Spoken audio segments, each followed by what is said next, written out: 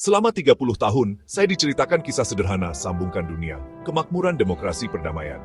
Kontainer melintasi samudra, uang bergerak secepat kilat. Orang-orang mengejar kehidupan yang lebih baik melintasi batas negara.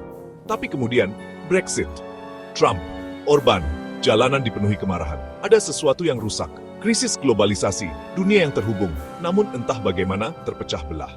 Bagian AI, memahami krisis. Globalisasi bukan hanya proses teknis. Ini ada proyek politik. Sejak tahun 1970-an, pasar menjadi global, sementara negara tetap nasional. Nixon memisahkan dolar dari emas. Keuangan didegulasi. Modal mengalir kemana-mana. Ketegangan sudah ada sejak awal. Pasar global, politik nasional, dan ketegangan menciptakan keretakan. Apakah krisis ini ekonomi atau budaya? Keduanya. Krisis tahun 2008 menghancurkan kepercayaan. Kemudian krisis pengungsi menyentuh saraf sensitif. Orang-orang merasa tidak aman dengan uang mereka dan identitas mereka. Populisme menjadi cerita yang masuk akal. Seseorang mengambil apa yang menjadi milikmu. Lihat lebih jauh, ini bukan hanya tentang globalisasi, ini tentang kapitalisme seperti yang berjalan hari ini. Upah yang stagnan, ketidaksetaraan yang sangat tinggi, monopoli digital, suku bunga rendah tanpa inflasi, dan jam iklim yang terus berdetak. Kita tidak punya waktu selamanya. Kita punya jendela sempit untuk memperbaiki ketidaksetaraan dan lingkungan, pikirkan dalam hitungan tahun, bukan dekade.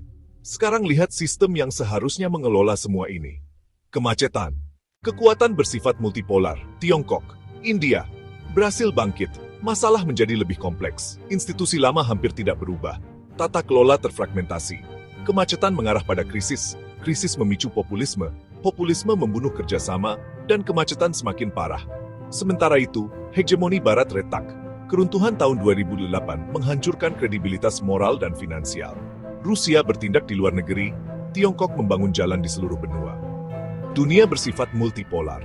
Jadi apa yang akan terjadi selanjutnya? Perang, depresi, atau tatanan baru? Bagian tuyah, politik. Setelah tahun 1945, demokrasi sosial memberi martabat dan arah kepada orang-orang.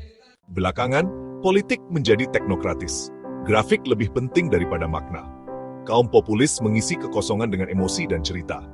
Orang tidak hanya menginginkan kebijakan, mereka menginginkan tujuan. Migrasi? Ini bukan topik yang bisa kamu teriakkan. Aliran besar bisa menekan pekerja bergaji rendah, memicu eksploitasi tenaga kerja, dan memperketat integrasi, terutama ketika negara terlihat absen. Mengelola migrasi bukanlah xenofobia. Itu adalah institusi yang melakukan tugasnya, aturan, keadilan, dan investasi nyata dalam komunitas. Bagian 3. Menemukan solusi. Ini bukan tentang memilih globalisasi atau nasionalisme. Ini tentang jenis globalisasi yang kita bangun. Dahulukan manusia daripada neraca keuangan. Reformasi mobilitas tenaga kerja agar adil dan teratur. Investasi dalam fondasi sosial, keterampilan, perumahan, kesehatan, dan perbarui institusi global agar sesuai dengan peta kekuatan dan masalah saat ini. Kita pernah berada di sini sebelumnya.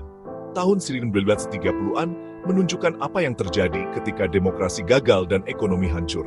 Apakah kita mengulang cerita itu atau menulis yang lebih baik? Ini pendapat saya.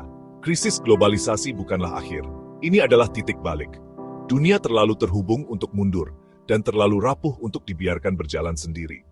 Belajar bersama, bertindak bersama, atau bersiaplah untuk masa depan yang tidak kita inginkan. Pilihan ini kolektif dan itu dimulai sekarang.